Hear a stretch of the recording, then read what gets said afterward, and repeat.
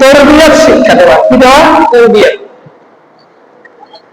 প্রথম তরবিয়ত হলো নামাজ। প্রথম তরবিয়তের নাম কি? নামাজ শিক্ষা দেওয়া।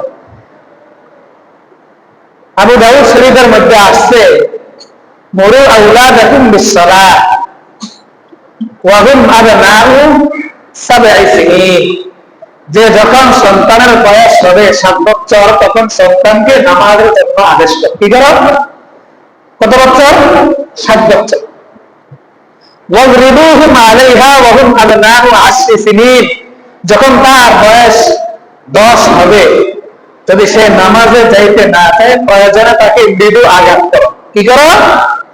মৃদু আঘাত করো। হাদিসের মধ্যে কি আছে? মৃদু আঘাত করো নামাজের জন্য। অর্থাৎ তাকে শাস্তি দিতে হবে যদি সে নামাজ পড়তে না চায় 10 বছর পরে।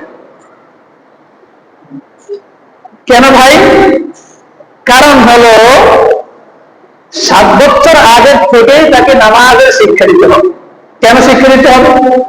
5 বছর 4 বছর অনেক বাচ্চাদের 4 বছর অনেক বুঝ হয়ে যায়, বুঝ শক্তি হয়ে যায়। তাকে ঘরে হোক যেখানে হোক নামাজের শিক্ষা দিতে হবে। যে নামাজ এটাকে বলে 5 ওয়াক্ত নামাজ, এটার নাম ফরজ, এটার নাম জোহর, এটার নাম আসর, এটার নাম ফজর, এটার নাম মাগরিব, এটার নাম এশা, শিক্ষা দিতে হবে। 7 বছর কালে যদি আপনি বলেন যে তুই নামাজ পড়ো, তখন আপনাকে সন্তান বিপরীতে বলবে নামাজ কোন জগতের হালুয়া, নাই বলতে পারছে। এই জন্য তাকে আগের থেকে শিক্ষা দিতে হবে। দেখবেন কিছু কিছু বাচ্চারা আছে মায়ের সাথে নামাজ পড়ে, কারণ এরকম এটা কিন্তু তার বুঝ না, এটা যে নামাজ এটা কিন্তু সে বুঝবে না। সে বুঝতে হবে আমার মা এটা করতেছে আমি করতেছি। যদি বুঝ হয় তাহলে আলহামদুলিল্লাহ, আর যদি না হয় 4-5 বছর 6 বছর থেকে নামাজ শিক্ষা দেওয়া থাকে যে বাবা এটা হলো নামাজ, মা এটা হলো নামাজ, এভাবে নামাজ পড়ি আমরা। 7 বছর কালে যখন আপনি তাকে বলবেন যে তুমি নামাজ পড়ো, তাহলে সে বুঝতে পারবে ওই জিনিসটার নাম নামাজ। কি বলো? আর না হলে সে বুঝবে না। তো এই জন্য তাকে শিক্ষা দিতে হবে। 10 বছর যখন হয়ে যাবে, এই 7 থেকে নিয়ে 3 বছর পর্যন্ত তাকে শুধু কি করবেন? তাকে বলতে থাকবেন। 10 বছর পরে যদি সে না মানে তাহলে তাকে মৃদু আঘাত করবেন। তারপরে হাদিসের শেষ অংশে আসছে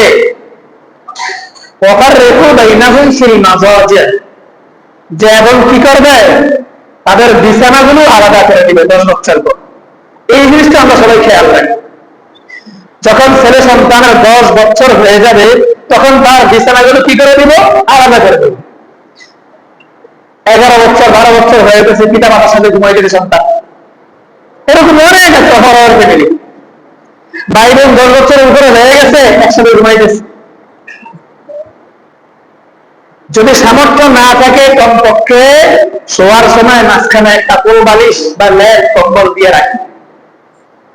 তাহলে হাদিসের নিয়ম যে সন্তান যখন 10 বছর হয়ে যাবে তখন তার বিছানা কি করে দেওয়া? আলাদা করে দেওয়া। হাদিসের মধ্যে আসছে যে কোন বালেগ পুরুষ 2 জন এক কম্বলের নিচে যেন না ঘুমায়। এক কম্বলের নিচে কোন বালেগ পুরুষ যেন কি করে? না ঘুমায় 2 জন। এবং 2 জন মহিলা বালেগা যেন এক কম্বলের নিচে না ঘুমায়। কিসের কথা? হাদিসের কথা। আমরা অনেক সময় বলি আরে এক কম্বলের নিচে ঘুমাইলে অনেক বন্ধুত্ব হয় না। কখনো বালেগ পুরুষ 2 জন এক কম্বলের নিচে কি করতে পারবে না?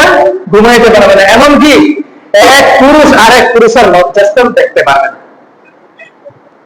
আরে তোর মধ্যে যেটা আছে আমার মধ্যে তা আছে না, এরকম বলো না অনেকে। তোকে দেখলে আমার কি সমস্যা? এরকম বলো অনেক যুবকরা রাস্তা রাস্তা হাঁটে আর লুঙ্গি আড়ে এটি বলে।